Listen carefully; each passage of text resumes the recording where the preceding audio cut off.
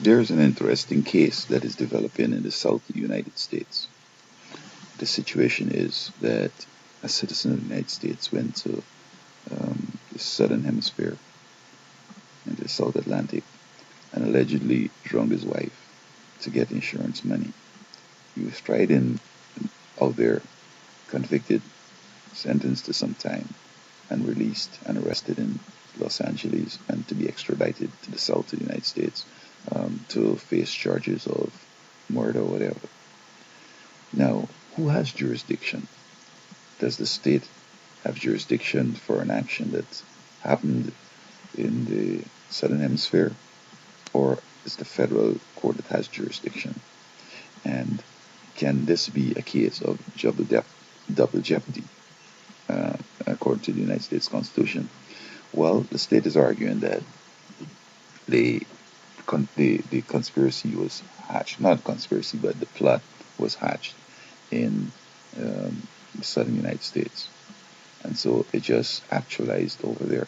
But there are gonna be some serious questions. Who was told that it was sort of hatched in the United States? And it's clear that intent could spontaneously happen. Okay, and so did the wife is the one who planned the vacation? Was it her idea to go to Australia? So that um, can anybody prove that he really had planned the whole trip and that he also had planned to commit that drowning um, in Australia?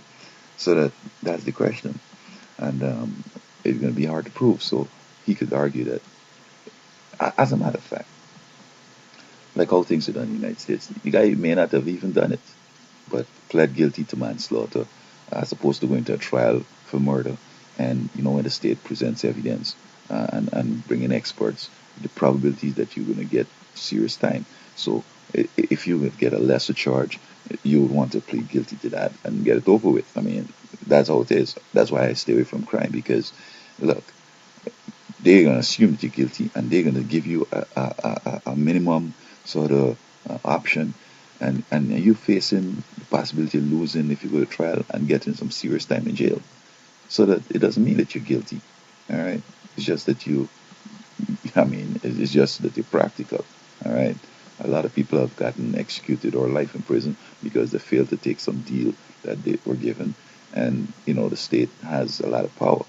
So that this could be another argument the guy presents.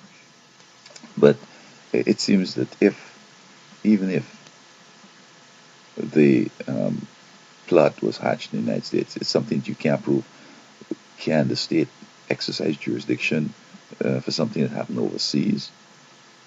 Isn't this they're trying to usurp the federal authority, and that the federal has jurisdiction as opposed to the state?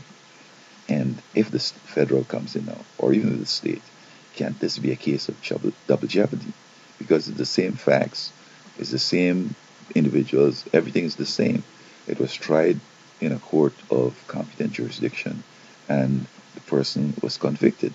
So that can one, of course, I mean, yes, it was a case of manslaughter, but he had to plead between manslaughter or getting a first degree charge. So that the the possibility is that he could have lost his liberty. Well, liberty still was in jail, or he could have lost his life. And it's a criminal case, as a matter of fact. It's not no civil. So that it would be a matter of whether this is going to be double jeopardy.